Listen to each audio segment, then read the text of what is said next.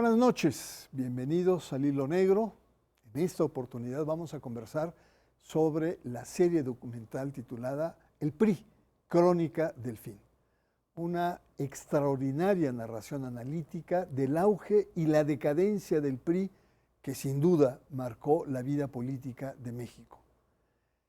Estos documentales dirigidos por la periodista y politóloga Denise Merker. Es un trabajo audiovisual que implicó procesar cerca de 3.900 horas de imágenes de archivos históricos, de los cuales solo 1.694 horas estaban digitalizadas. Un trabajo inmenso, además de analizar 130 horas de entrevistas exclusivas con actores políticos, observadores y académicos. Se trata pues de un trabajo arduo, un esfuerzo importante que duró cerca de 35 meses. Denise Merker es una respetada periodista mexicana. Su trayectoria se ha distinguido por un enfoque analítico, crítico y académico. Tiene licenciatura por la Universidad de Lovaina, Bélgica, y doctorado en instituciones políticas comparadas por la Universidad de la Sorbona de París. Le invito a ver la siguiente cápsula donde hacemos un breve sinopsis de esta serie documental que consta de 5 capítulos, titulada, como ya lo dijimos, El PRI, Crónica Final, aquí en el Hilo Negro. Bajo la mirada crítica de la periodista Denise Merker, el documental PRI, Crónica del Fin, recorre medio siglo de historia política en México, narrando el ascenso, las fracturas y la caída del Partido Revolucionario Institucional. A lo largo de 5 episodios de 1 hora, se adentra en los momentos clave que marcaron el destino de un partido que dominó la vida pública durante décadas. Capítulo 1. La fisura. 1975-1982. El punto de partida del documental es el 68 y la crisis estudiantil, para centrarse en José López Portillo, sus excesos, frivolidad y corrupción. Capítulo 2. La fractura. 1986-1992. Miguel de la Madrid aboga por moralizar la vida pública y ante la crisis económica y terremotos, introduce los sectores tecnócratas al poder.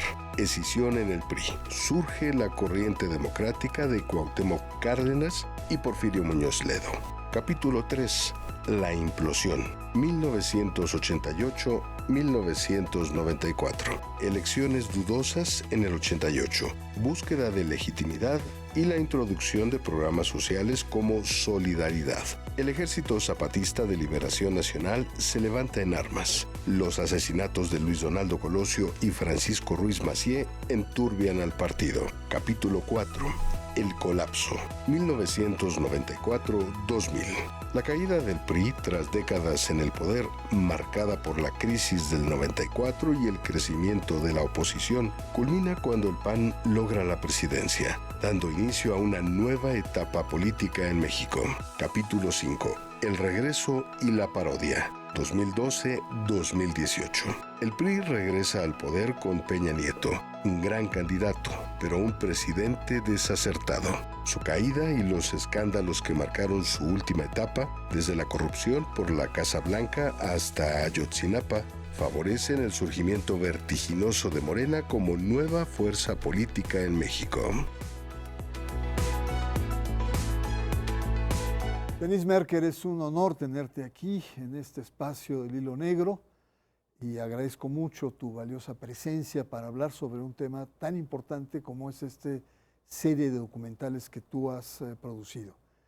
La primera pregunta es, es inmediata, es obvia. ¿Por qué este título tan provocador y tan sugerente? El PRI, Crónica del Fin. Mira, la verdad, no creas que llegué a ese título de entrada. El objetivo en realidad iniciaba justamente con el Estado de México porque iniciamos poco antes de las elecciones para gobernador del 2023 en el Estado de México. Había se disputaban 2 gubernaturas, tú lo recordarás, era la de Coahuila y era la del Estado de México. El PRI había venido perdiendo muchísimas gubernaturas y en ese momento o previo a ese proceso electoral, pues en una plática entre todos los reporteros y nosotros ahí en la redacción, platicábamos y yo les decía, a mí me parece que la última gran batalla que el PRI tiene o que podría dar es el Estado de México, que es un estado emblemático del priismo, es, bueno, por supuesto el Grupo Atlacomulco, pero va más allá de eso. Algo que ustedes saben, que hay todo un tipo, o se había dado todo un tipo de priista del Estado de México, que eran, pues, que tenían formas de hacer política muy relacionadas con casi la diplomacia, con mucha mano izquierda, pero además con un poder real muy importante en un estado que, como todos sabemos, pues tiene una población que lo vuelve, digamos, uno de los estados más importantes del país. Entonces, ¿qué es lo que yo anticipaba? Una mega movilización priista para mantener la joya de la corona que les quedaba. De ahí surgió la idea de hacer esto y en realidad fue hasta el final, cuando ya vimos los resultados, que me di cuenta que lo que estábamos haciendo era una crónica del fin de ese partido y sobre todo de ese régimen. Denise, ¿por qué el Estado de México te inspira para hacer esta serie documental? Yo recuerdo una entrevista que tuviste con Javier Risco donde planteabas que originalmente pensaste que el PRI en la última elección iba a ir con todo, y sobre todo por lo que representaba el PRI en el Estado de México. Y no fue así. Se quebró, algo se rompió. ¿Qué fue lo que se rompió, Denise? Pues mira, que la hipótesis inicial que iba a ser la de que se iba a volcar el PRI para mantener la joya de la corona, me impresionó que no fueran capaces de hacerlo. Ya no digas tú de ganar, que bueno, no, de organizarse entre ellos. Empieza esa campaña y muy rápidamente, desde la disputa por quién va a ser el candidato, o más bien por quién va a ser la candidata, viene una batalla entre el entonces gobernador del Mazo y el presidente del partido.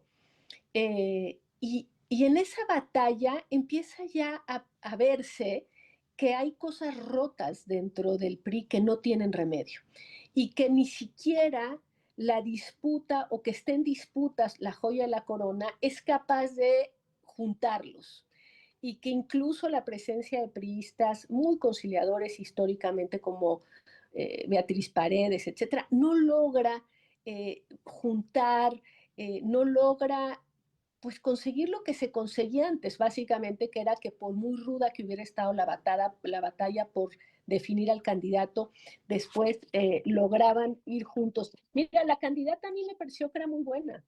Eh, Mi equipo siguió a Alejandra del Moral toda la campaña. Vimos cómo trabajó, las ganas que le echó. Y la verdad es que no era una mala candidata, pero no contó con una parte del PRI fundamental, nada menos y nada más que la dirigencia nacional. Y pues ahí ya te está diciendo todo, digamos, ya ahí veíamos lo que estaba pasando, que era, no, el PRI no se iba a juntar para defender eso, el PRI ya estaba irremediablemente roto internamente.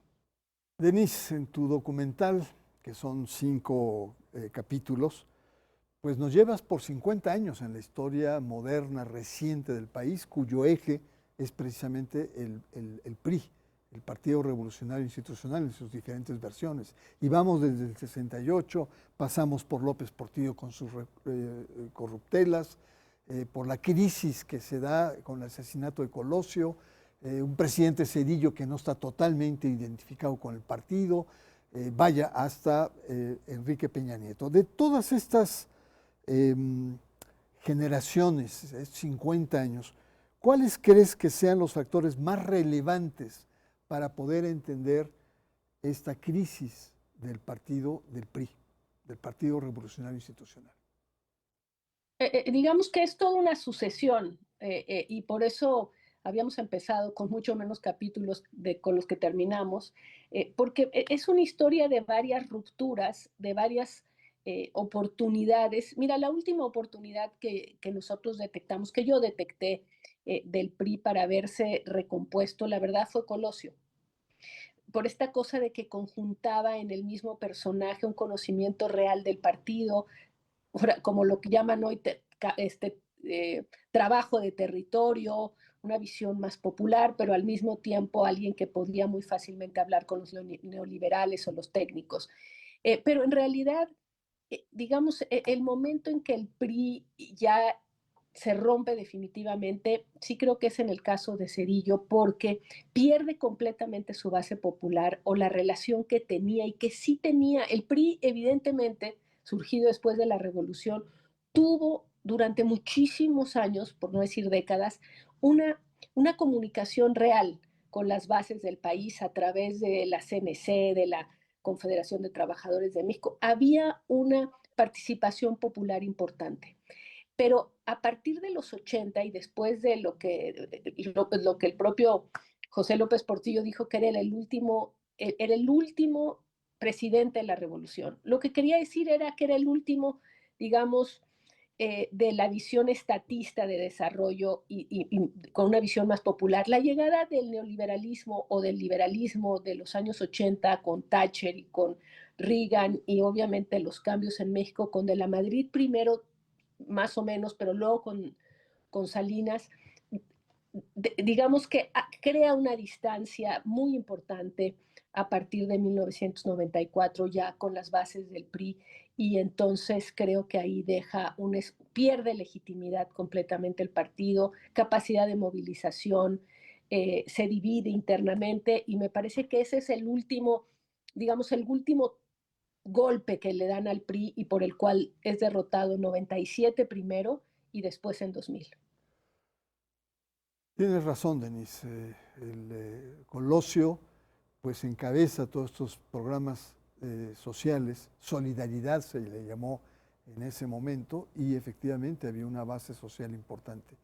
Pero déjame rescatar una expresión de Dulce María Sauri, quien dice que el verdadero problema es que México cambia y que el PRI no se da cuenta de que la sociedad mexicana estaba ya en otro momento.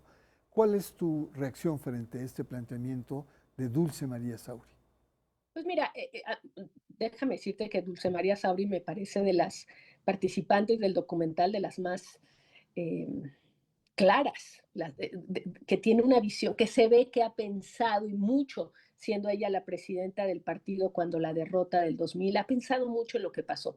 Y por supuesto que tiene razón en muchos sentidos. Bueno, por supuesto está también el tema de las crisis económicas, que algunas provocadas por el PRI, otras externas, también no le ayudaron.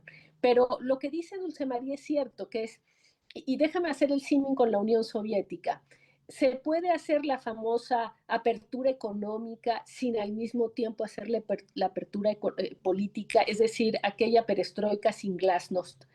Y creo que Carlos Salinas, que creo que es el momento más importante ahí, porque es, por una parte, da ese giro hacia la alianza con los Estados Unidos, la apertura comercial, da un giro muy importante, pero tiene una política de relación con, digamos, con México, con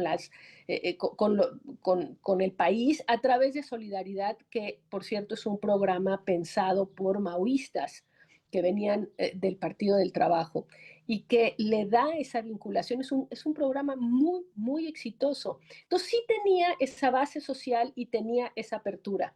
¿Qué es lo que no hizo? Lo que no hizo fue abrirse a mucho mayor transparencia, abrir la competencia política, escuchar a los otros, se quedará aquella frase de ni los veo ni los oigo al PRD, esa intransigencia y autoritarismo con el que encaró a Cuauhtémoc Cárdenas y su movimiento. ¿Sabes? Esa parte de no haber entendido que una parte significativa del país era una clase media, urbana, educada y que esperaba se le abrieran cauces de participación, eso no lo hizo. Y entonces cuando viene la tragedia, las tragedias del 94, todo eso se articula por fuera del PRI y los lleva a la derrota del 2000. Denise, ¿qué te parece si hacemos una breve pausa? Estamos conversando con Denise Merker aquí en El Hilo Negro sobre una serie de documentales, 5 capítulos, que se llama El PRI, la crónica del fin. Una pausa, Hilo Negro, regresamos en un momento.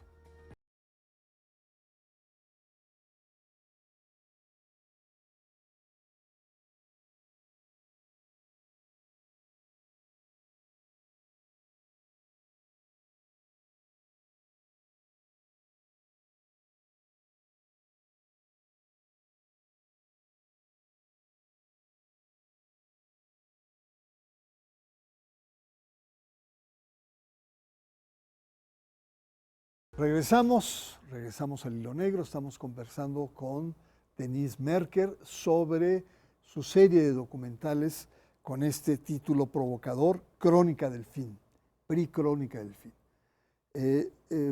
Denise, Enrique Peña Nieto, vamos a la parte más mexiquense.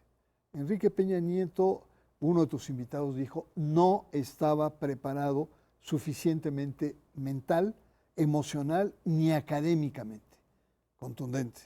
Pero también el Bester Gordillo, en una de las participaciones, fue más categórica y dijo que el principal lastre de Enrique Peña Nieto era precisamente Enrique Peña Nieto. Empieza muy bien, empieza fuerte, ¿no? Haciendo alianzas, haciendo cambios constitucionales, pero después se desmorona con los escándalos de la Casa Blanca, Ayotzinapa y después también, sobre todo, declaraciones desastrosas como esta de que la corrupción era un fenómeno cultural. ¿Cuál es tu opinión sobre Enrique Peña Nieto? Fíjate que la presidencia, pues solo puedo pensarla en México, eh, es compleja, como es un trabajo terriblemente complejo, que implica además tener una capacidad de asumir las críticas, que son inevitables porque vivimos en una sociedad en donde las personas piensan distinto. La primera vez que vi a un presidente sentirse abrumado por la crítica y tomar distancia de su función fue a Vicente Fox. Vicente Fox, si tú lo recuerdas, empezó muy rápidamente a no estar tolerando las críticas y sus cercanos incluso empezaron a decir que la prensa estaba actuando como en la época de Madero, en donde criticaron tanto a Madero que provocaron de alguna manera después ese golpe artero que llevó a la muerte de Madero y de Pino Suárez, que eran el padre de la democracia.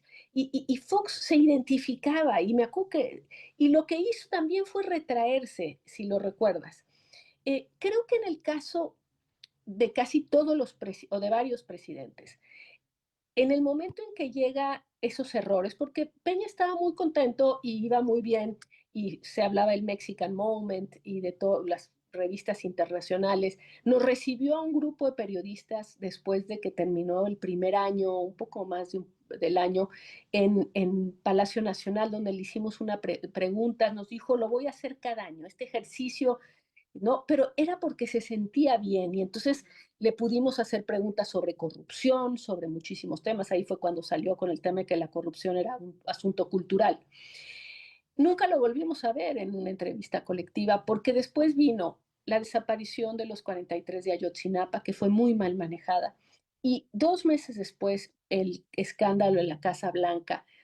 Y de estos dos eventos, ellos ya nunca se reponen y empiezan a gobernar sin contacto con la prensa, sin contacto, en fin, con nadie. Ahora que uno tiene a la presidenta todos los días diciendo cosas, hay una forma de seguir lo que está ocurriendo que me cuesta trabajo recordar el momento en que todo lo que hacíamos de noticias, incluso en el noticiero, que queríamos tener una visión desde el Estado, no teníamos interlocutores. Nadie consideraba necesario salir a dar explicaciones.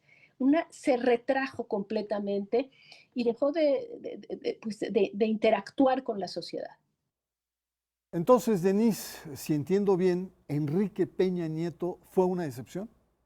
Cuando dicen que él viene del Estado de México, también se refieren a otra cosa, que es esa cultura sofisticada de la política que se atribuye al Estado de México y que de hecho viene de un exgobernador cuyo nombre ahorita no encuentro, que fue diplomático y después llegó a ser gobernador y que generó toda una cultura como muy civil, como muy delicada de hacer las cosas, desde luego muy contraria, digamos, a la que puede tener hoy Alejandro Moreno, que es esta cosa mucho más vulgar, una cosa como muy elegante.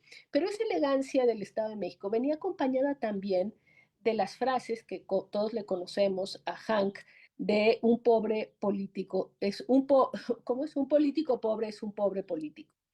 ¿Y qué significaba? Que también hay una herencia dentro del PRI mexiquense de los políticos que hacen negocios y les va muy bien y que es parte de hacer política.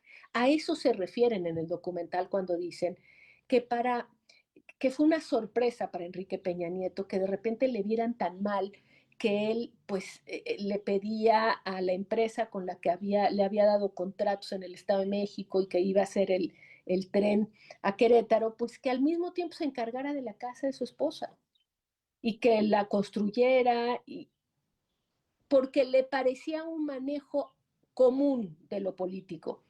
Y la reacción brutal y nuevamente el mal manejo le van haciendo una losa pesadísima que él no encuentra ya nunca la manera de salir de ahí.